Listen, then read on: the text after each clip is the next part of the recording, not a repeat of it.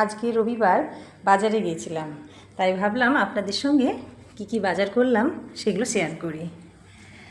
প্রথমেই দেখাই যে পটল।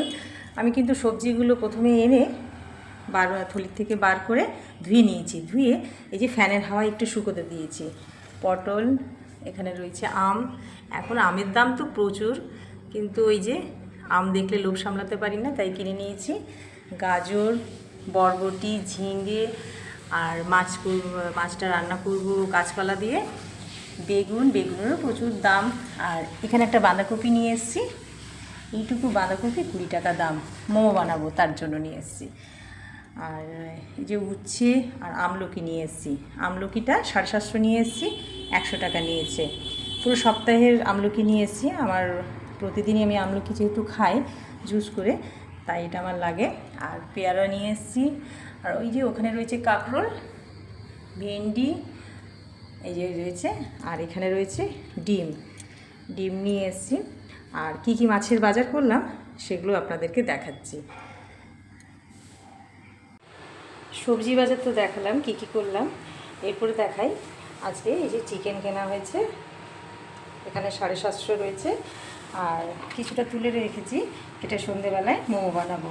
এটা বোনলেস, ওই জন্য আলাদা করে তুলে রেখেছি। ভালো করে ধুয়ে ফ্রিজে রেখে দেবো, সন্ধেবেলা বানাবো। আর এখানে রয়েছে রুই মাছ, একদম ফ্রেশ, কারণ আমরা জ্যান্ত মাছটা খেতেই বেশি ভালোবাসি। আর এখানে রয়েছে কই মাছ, তেল কই বানাবো বলে।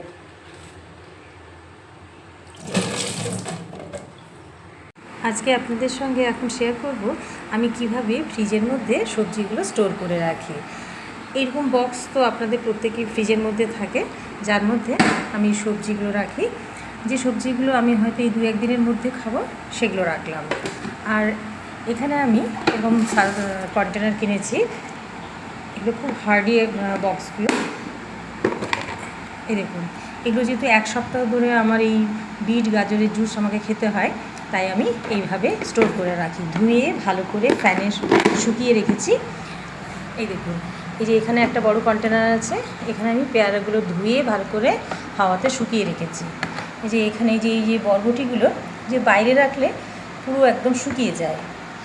এখানে এই দেখুন, এই পটলগুলো আমার সপ্তাহের শেষে কাজে লাগবে, তাই এখানে এইভাবে রেখেছি।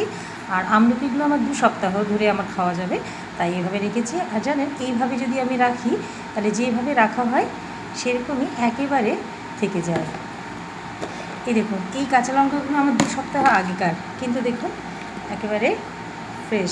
দেখে মনে হচ্ছে যে আমি কিনে নিয়ে এসেছি 2 সপ্তাহ আগে, এখনও রয়ে গেছে, তাই এই সপ্তাহে আমি কাঁচা লঙ্কাটা আনিনি।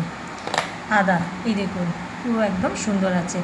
আমি যদি ওপেনভাবে রাখি তাহলে হয় পচে যেতে পারে বা শুকিয়ে যেতে পারে।